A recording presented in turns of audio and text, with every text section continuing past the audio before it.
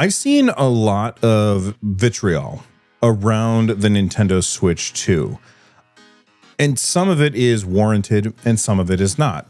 On one side of the conversation, you have Nintendo fanboys who, for some reason, feel the need to come to the defense of a billion-dollar company.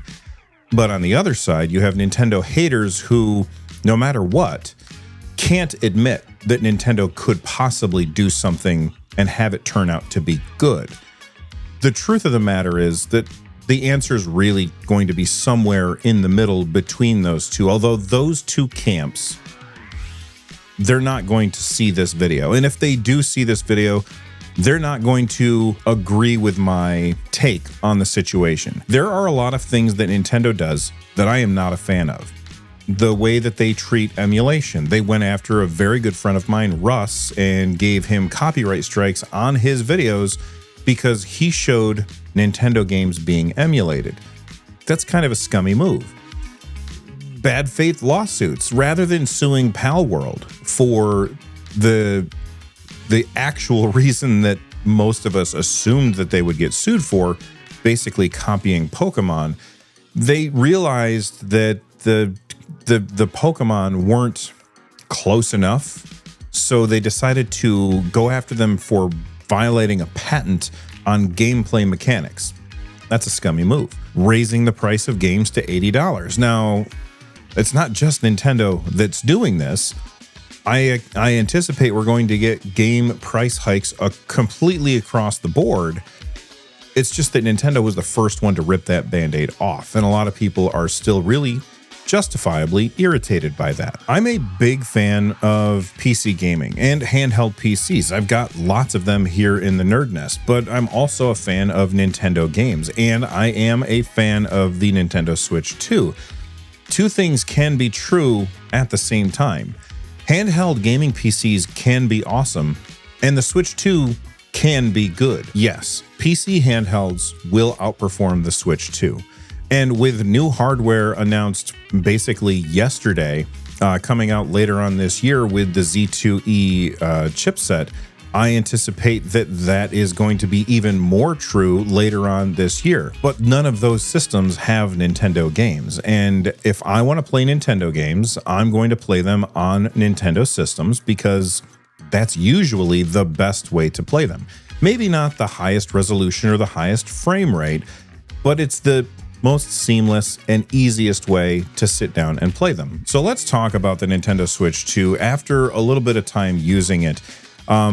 I will say that I like it a lot, and most of the time when I'm reviewing a device that I like a lot, I usually like to start off with the things about it that I don't like, and that's what I'm going to do here. I'm going to start with things that I don't like, and we'll talk about what I like about it later on in the video. Let's start with the ergonomics. When I did my first impressions video last week, I said that the Switch 2 was a huge improvement in ergonomics over the Switch 1, and that is still true, but that doesn't mean that it is comfortable. And the more that I've used it, the more I've realized this is not a comfortable device. When you are holding it in handheld mode, it's kind of sharp on the top, and so it kind of cuts into your hands like right here, not like causing damage or anything. It's a little uncomfortable after a while. And I think that's just because the Joy-Cons are not ergonomic in any way. They're a huge step up over the original Switch, but they are not ergonomic by any stretch of the imagination. And so I think that that's definitely a problem. That being said, it is early days, and I expect that third-party accessory makers will be giving us customized Joy-Cons that will snap in just like these ones, and it's going to feel much, much better. And I think that, once more of these things come out, I'm probably going to do an accessories roundup video, things that you might want to pick up for your Nintendo Switch. And speaking of accessories, longtime sponsor of the channel, JSAUX, sent me this massive box of their Switch 2 accessories, including multiple cases, screen protectors, Joy-Con wheel grips for Mario Kart. But my favorite things that they shipped in this box were these. This is their Switch card case, which holds up to 40 Switch and Switch 2 cartridges. It's hard shell, and it is a great way to store your physical games. They also sent this, which is their hard shell carry case that makes me a lot less nervous about chucking my Switch into my backpack.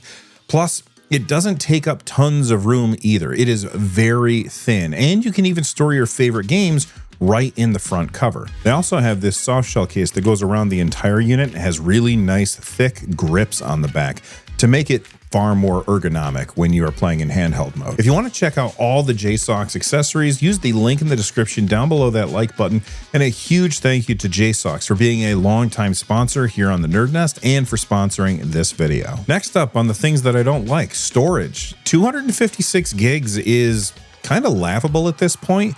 And the reason why it is laughable is not really Nintendo's fault. It's more a third-party issue because Nintendo is very good at compression. In fact, for the Switch 2, they even patented something that will allow them to shrink the file size of these huge, massive textures and then uncompress them on the fly using probably something in the NVIDIA chipset that they have.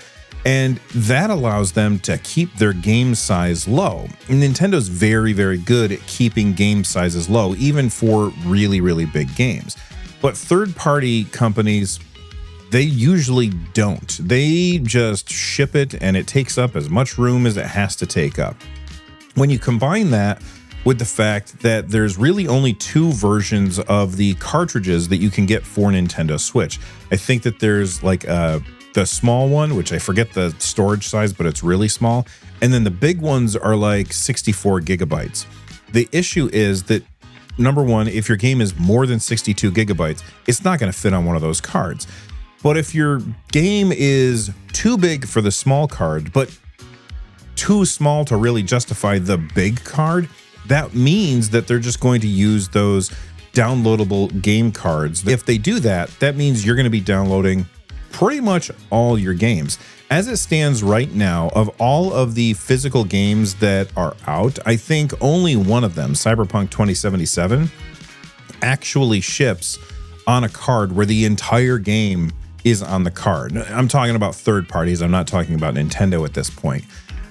And because of that, that just means that people are going to have to download, even if they want to go with physical copies. If they want to go to the store, buy a thing that comes in a plastic box that is, by the way, way too big for the cards that are in there, and then put that card in, you still download the stuff off the eShop, and it still takes up a huge amount of storage of your only 256 gigs of storage.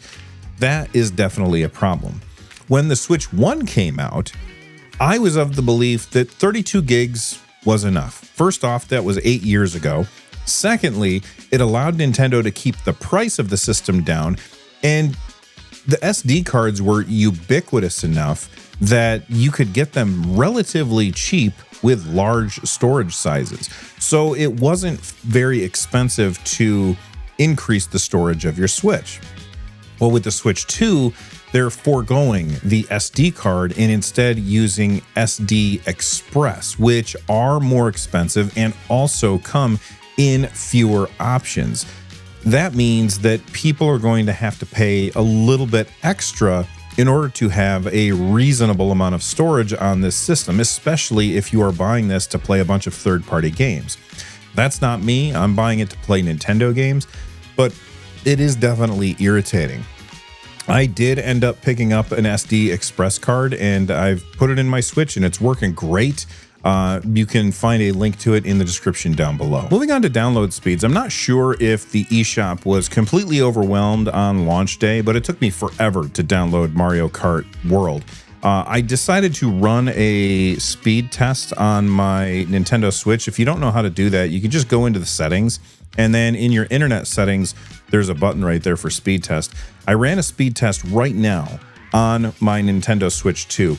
I got 45.1 megabits per second download speed. My upload speed was 19.5. I ran the exact same test on my phone, sitting in the exact same place here at my desk. For my download speeds, I got 193 megabits per second, and my upload speed was 38.8 megabits per second. So the Nintendo Switch 2 definitely seems really, really slow when it comes to downloading things. And as I talked about in the previous section, when you are going to be downloading lots and lots of games to your system, that is going to be really frustrating. Of course, Everybody has different networks. Using 2 different devices here, I got wildly different results. Maybe it's because of my network. I'm not sure. It might be time for me to get a new router. Would you guys ever be interested in me making a video about upgrading your router for gaming? Let me know in the comments section down below. Currently, I'm going to put this in the things I don't like section, but it might change later once accessory makers start to fix this for Nintendo, although I would say it's not really up to accessory makers to do this, but they will because they'll make money from it.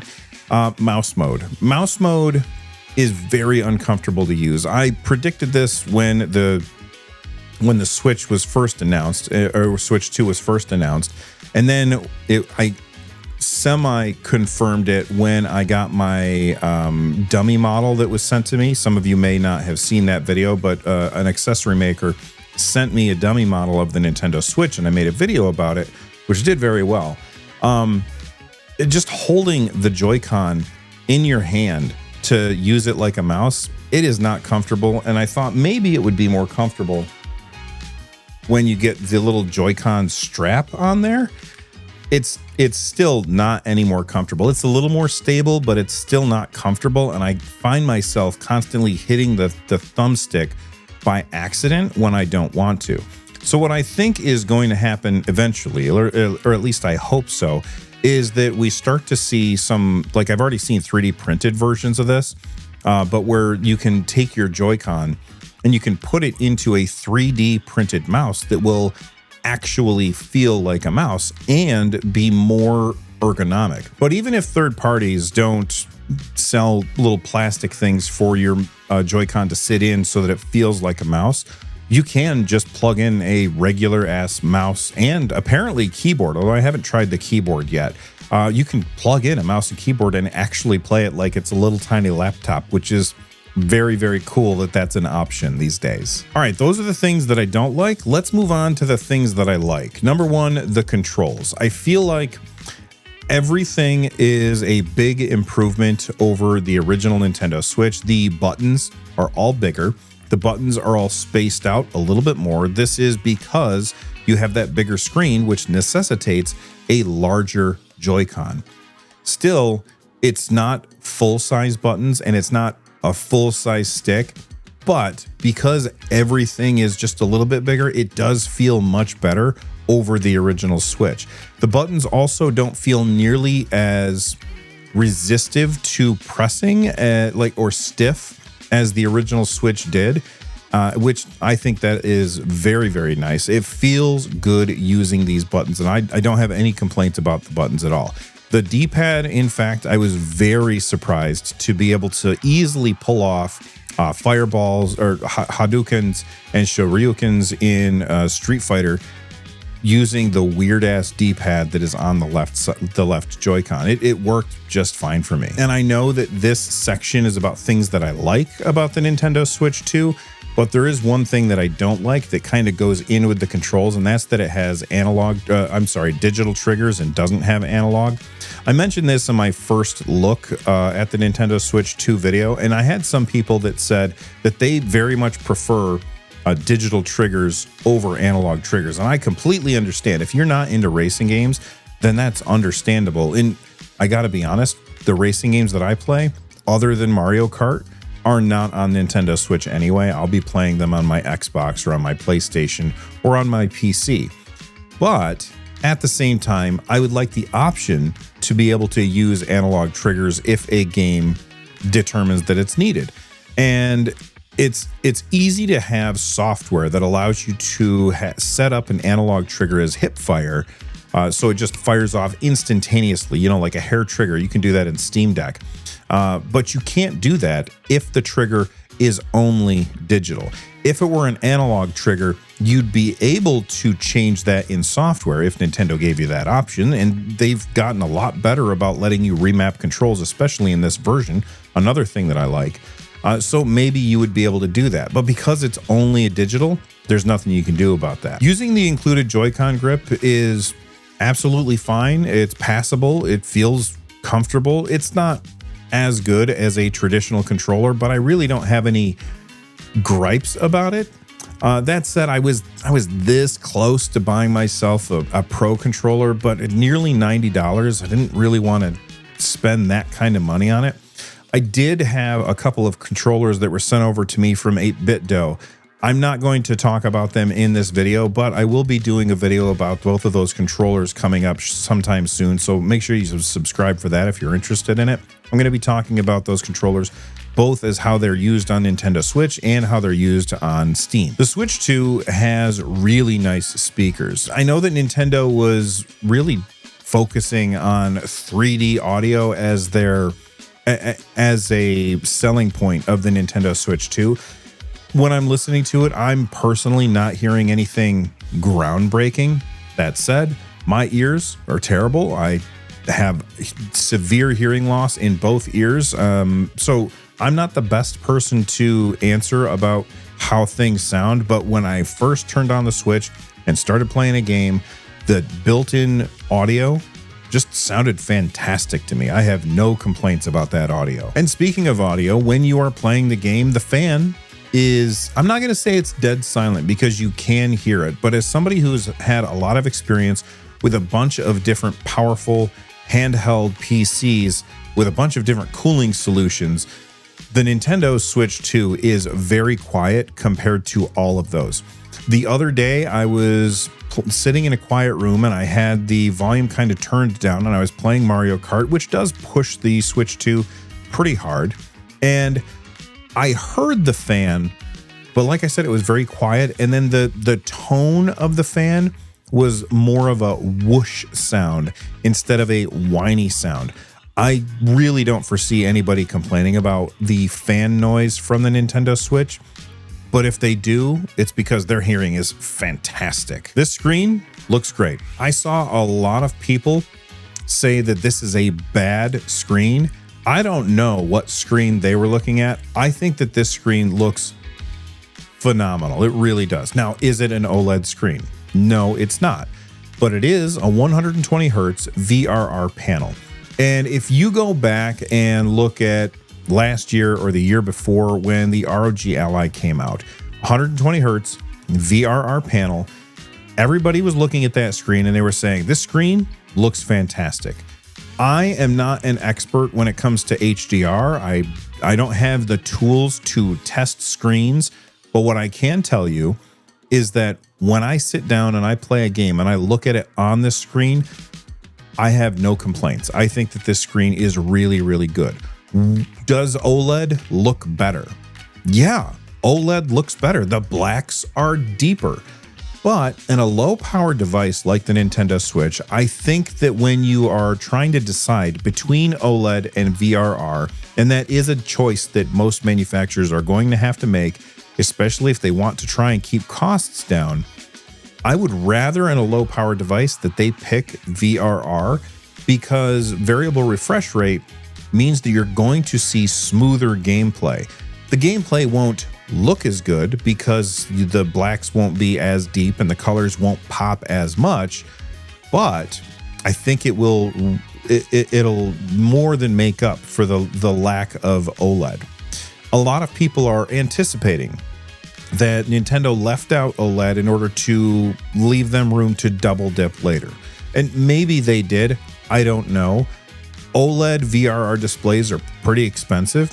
I think I can't remember off the top of my head if it's a rumor or if it's true, but Lenovo, I think, said that the Lenovo Legion Go 2, which is coming out later this year, is going to ship with an OLED VRR screen. I could be wrong about that. And if that's the case, if it does, then I would expect that Nintendo will ship with an OLED VRR display for, in a couple of years with the next iteration of Switch 2. But if it doesn't, then that means that OLED VRR panels are too expensive, and I wouldn't anticipate that Nintendo would go with that. If you ask me, in this case, VRR is more preferable over OLED, but that is definitely a personal preference kind of thing. So if you're somebody who is like OLED or die, you're not going to like this screen. But I think the screen looks really good. The build quality of the Nintendo Switch 2 is really fantastic. In my first impressions video, I said that Nintendo was approaching smartphone levels of build quality. Just the way that everything fits together so well. This kickstand is really, really tight to move, and it stays in any position that you want. This is the kind of thing that I would expect from Apple or Samsung when they are shipping a phone like this. And just the fact of putting your Joy-Cons on and off of your device, it just snaps in, and every time it's very, very satisfying. And I'm not really feeling flex in this device. Of course, I'm not one of those psychos that is going to damage my device on purpose. It's expensive. I don't want to do that. And that's not what my YouTube channel is about anyway. But I feel like the build quality of this is awesome. Sure, they put a very small battery in this, and that's why they're able to keep it so thin. But the thinness and the lightness of the Nintendo Switch 2 makes it feel like a premium device, and I appreciate that. Let's talk about the battery life for the Nintendo Switch 2. This is obviously going to depend on what kind of games you're playing. I'm going to test Mario Kart World because that's the game that I think is probably pushing the Nintendo Switch the most right now as far as how much power it's drawing. That's the game that I was playing when I heard the fan actually kick in. When you are playing this game, you're pushing the device pretty hard, and this is a very thin and light device. And in order to make this a very thin and light device, they had to put a small battery in it. It's about 19.5 watt hours. When you compare that to other handhelds that I have here in the NerdNest, I think that the original Steam Deck shipped with a 40 watt hour battery, and then the Steam Deck OLED shipped with a 50 watt hour battery. And then the ROG Ally X shipped with an 80 watt hour battery. And then the just recently announced Xbox Ally X also ships with an 80 watt hour battery.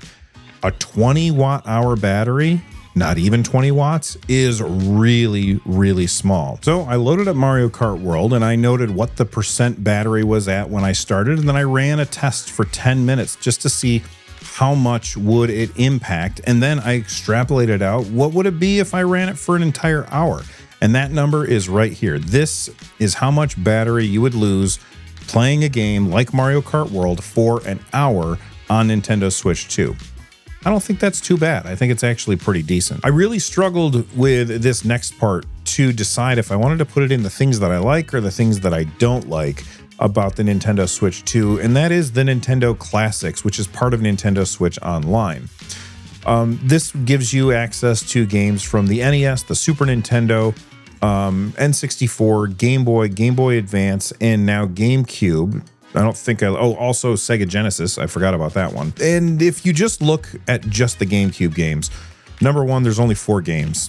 They're good games, but there's just 4 of them. And that's pretty lackluster at launch. They should have had way more. It's not like they don't have the ROMs for these systems, for these games just laying around someplace. They could easily upload them and let us play them, especially single player games, because those wouldn't require them to worry about figuring out how multiplayer works in that game. So it's pretty disappointing that they only shipped with those. And then there's the CRT filter. The CRT filter is locked behind a paywall. So basically what I mean by that, it's not available on the original Nintendo Switch. It's only available on the Switch 2. There's no chance that that is because the Switch 2 is not powerful, or the Switch 1 is not powerful enough for a CRT filter. I have $50, $60 devices here in the NerdNest, tons of them, that can do CRT filters no problem. And it isn't even really a CRT filter. It's like, almost looks like it's just a PNG put on top, like transparent. It doesn't even warp the game screen to make it look like a rounded CRT, which is really disappointing. I also really don't like the horrible borders that are on the left and right side of the games when you are playing 4x3 games on a 16:9 screen. Luckily, the GameCube games have the option to go widescreen, but none of the other games do. And even if they did, you wouldn't want them to be widescreen because that would stretch out and distort what the game actually looks like. I wanted to be able to turn off the little side borders, but you can't. So I would prefer to have them just be black, or at least be something better than just that weird gradient pattern that they have, I just think it looks lame. But if you're not just looking at GameCube games, the number of games that you have available to you in Nintendo Classics has grown to a pretty substantial amount. And if you're somebody who is not into emulation hardware, but you want to play some of the old games for nostalgia, and you're already paying for Nintendo Switch Online so that you can play games online that are not free-to-play games, then it's a nice bonus on top of the subscription that you're already playing. I still really wish that Nintendo would just sell us the games as a second option. They don't have to get rid of Nintendo Switch Online or Nintendo Classics, but also put them on the eShop so that we can buy them. And for those of us who already bought them on the 3DS or on the Wii U, give us access to the things that we already bought. Nintendo, you know what we bought. Just give it back to us. Another bonus for your Nintendo Switch Online subscription is that you get access to the upgrades for the Switch 1 games on the Switch 2. And I gotta tell you, Zelda Tears of the Kingdom, I haven't tried Breath of the Wild, but Zelda Tears of the Kingdom on Switch 2 with the Nintendo Switch 2 upgrade option, which I didn't have to pay for because I subscribed to Nintendo Switch Online, it looks significantly better. Everything looks much crisper and cleaner, and the resolution is much better, and the frame rate is higher. It almost feels like a completely different game, and I am very, very impressed. Still, at the same time, as somebody who mainly plays on PC, I don't feel like I should have to pay to upgrade my games. Now, Nintendo are not the only ones that do this. PlayStation does this as well, where you pay a nominal fee to upgrade your game to the next system. Nintendo is doing this too, and it doesn't feel good. But the fact that I'm not paying because I am already subscribing for online play, that makes it feel okay. And I think that most people who get a Nintendo Switch are probably going to subscribe to Nintendo Switch Online, just like most people who are on Xbox will subscribe to Game Pass, and most people who are on PlayStation will at least subscribe to PS Plus, the lowest version, just so that they can play online. That's something that happens on consoles, and then the Nintendo Switch is a console, it's not a PC, so we have to take it on the world that it lives in, and that lives in that console world where you pay for online. Having those upgrades as part of your subscription, very nice. Next up, let's talk about the launch lineup of the Nintendo Switch 2. I think of all of Nintendo's launches, this is probably one that is the least exciting, just because there's so few games to play. I mean, look, the Nintendo Switch 1 has tons of games on it, and it launched with just 7 games. So judging a system based on its launch lineup, that's kind of a ridiculous thing to do. That said, at launch, maybe you're not interested in running out and picking it up because you're not interested in Mario Kart. The other games that are available are fine, but we've already played most of them. In the future, I'm sure we're going to get plenty of games that come out. For example, the Nintendo Switch 1 launched with 7 games. And then every single month for the rest of that year, Nintendo dropped a really fun game after really fun game after really fun game. The third parties started doing the exact same thing, which is why the Nintendo Switch, and now the Switch 2, has a deep catalog of games. Of course, right now, you probably want to get a console because of the new hotness, and the only new hotness that's really on this is Mario Kart, especially if you're somebody who has other devices. If you're somebody coming from a Nintendo Switch, then there's a bunch of new stuff that you wouldn't have ever been able to play any other time, and that's pretty compelling. But right now, the only big one is Mario Kart, and Mario Kart is awesome. I don't know if it's $80 awesome, but I didn't pay $80 for it. I paid $50 for it because it came with my Nintendo Switch. And I think Nintendo has drawn a line in the sand and then stepped over it, and all of the other publishers are going to follow suit, and AAA games are going to be $80 across the board moving forward. It might take a year or so for that to start happening, but I fully expect that it will happen. And it's perfectly fine to be irritated with Nintendo by saying, hey, I don't think $80 games are a good idea. But if that's the case, you also have to be mad at everybody else who's going to raise the prices too. Next up, let's talk about the voice chat. Switch 2 finally gives Nintendo users the ability to talk to each other. I've used it. It's fine. It's not going to break down any walls. It's not groundbreaking. How could it possibly be groundbreaking? It's just voice chat. Yes, you can hook up a camera. Yes, you can share your screen, and all of that stuff is nice, but I personally am completely uninterested in doing that. I will say the one thing about the voice chat is the microphone is very good at isolating your voice from the background noise, probably thanks to some voodoo that's happening on the NVIDIA chipset, because NVIDIA has been doing that kind of thing on PCs for a really long time. I will probably still just use Discord though. Whenever I play games, I never use the built-in chat features of my consoles or even my PC. What I usually do when I'm playing games with friends is I will fire up Discord on my phone and then just put I'll just put my headphones in, and I don't have to turn the TV down. And these are really comfortable. And I turn on transparency mode so I can hear what's going on around me. They work perfectly well. I don't need this. But there's a lot of people out there that would love to be able to talk to their friends, and they don't want to have a separate device to do so. So I think for them, the chat is going to be really useful. The camera part is dumb, and I'm not interested in that.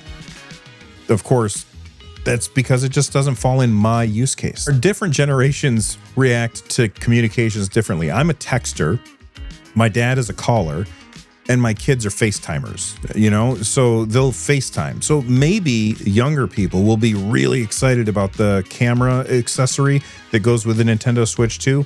But for me, no thanks. All right, let's wrap up this video because it's actually starting to get pretty long. I think for people who are big Switch fans, there's a lot to like about this device. And I would definitely say that you're going to want to pick one up, but I don't think that you need to run out and get one right now for a couple of reasons. Number one, the hardware is nice, but the launch lineup right now just really doesn't justify it. Down the line, we're going to get more games and it will make it easier to recommend. But at this point, the only thing that we have that's the new hotness is Mario Kart World. The price of accessories for the Nintendo Switch 2 is a tad aggressive. I mean, I understand the reason that Nintendo did it. They did it because of the tariffs, and they had a choice. They could either allow the tariff to raise the price of the Nintendo Switch 2, or they could raise the price of the accessories in response to the tariffs, and then have those accessory increase in price offset the loss that they are going to be having on things like on the full-on console. I also don't think that I would spend $80 on Mario Kart. It's good, but $80 is painful, and if you're not getting the bundle, then I wouldn't get that game at all. I don't think that there's no game that's worth $80, but I don't think that Mario Kart World is an $80 game. I could be wrong. I could be playing this game for years and years and years, and I have been having an absolute blast with it, especially playing online with the new knockout mode. But I don't think it's $80 worth. For multi-platform games, I'm probably just going to be sticking to PC. And for me, the Nintendo Switch 2 is just a Nintendo games device. Right now, I don't have a lot of Nintendo games to play on this that I haven't already played. I don't regret my purchase, but I know that right now I don't have a lot to play. That's going to come later. So hopefully Nintendo has another year like they had for the Switch 1's first year, where it's just banger after banger every single month. And every single month we have something to look forward to, some awesome game that we just can't wait for. If Nintendo keeps making the fantastic games that they have and they hit that same release cadence that they did with the Nintendo Switch 1, the Nintendo Switch 2 is going to be a fantastic device to have, but I don't think you have to rush out and get it yet. From the Nerd Nest, I'm Bill. Stay rad. Thanks for watching, and I'll see you on the next one. Bye-bye.